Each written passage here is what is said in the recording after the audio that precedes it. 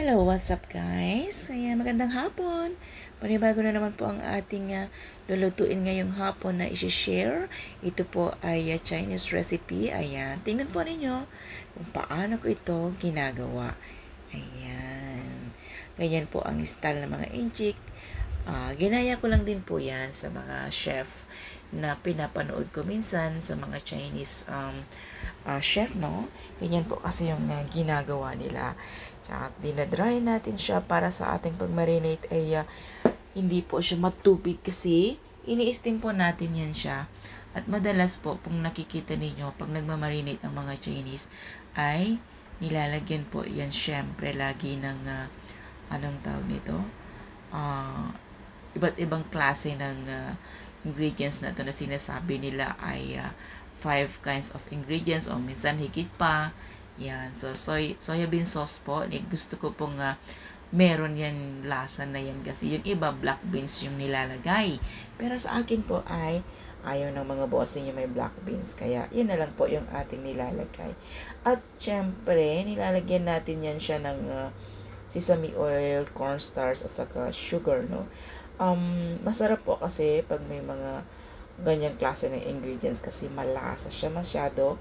At alam naman po natin na madalas sa aming mga nagluluto dito ay pinagbabawalan na gumamit ng betchin. Wala naman pong betchin, kaya yan po yung mga ibang klase ng pampasarap na ginagamit namin.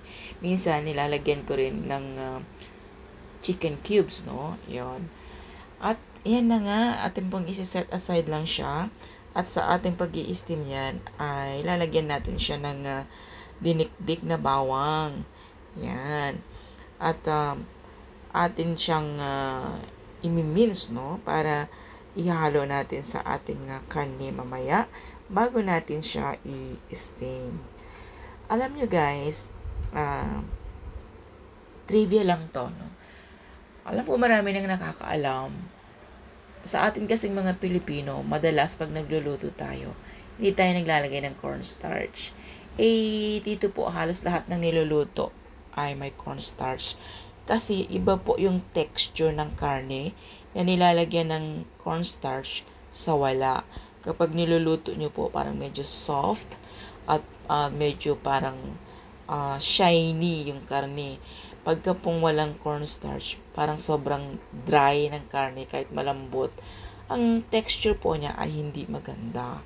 So, yan. Yan po yung isang technique ng mga Chinese, no? Sa pagluluto na laging may cornstarch. At sa tagal ko na pong nagluluto, natutunan ko na po yan.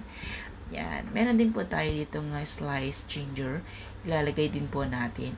Madalas tayo hindi rin gumagamit ng ginger.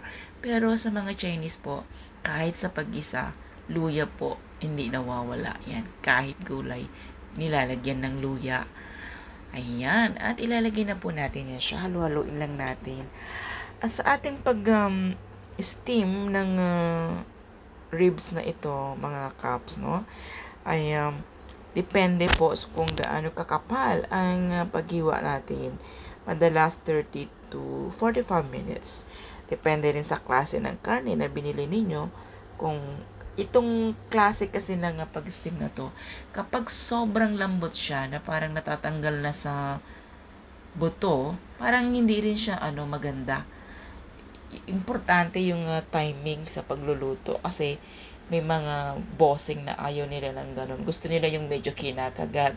Tapos, aalisin yung buto. Hindi yung parang, yung parang natatanggal na lang ganun. Siguro kung mga bake, ganyan, yun. Maganda yung parang natatanggal na lang yung buto. Pero pag mga ganito na steam, gusto nila yung medyo hindi sobrang lambot. Yung tama lang. Yan. Sobrang simple lang guys. Kaya yan. Thank you for watching. Please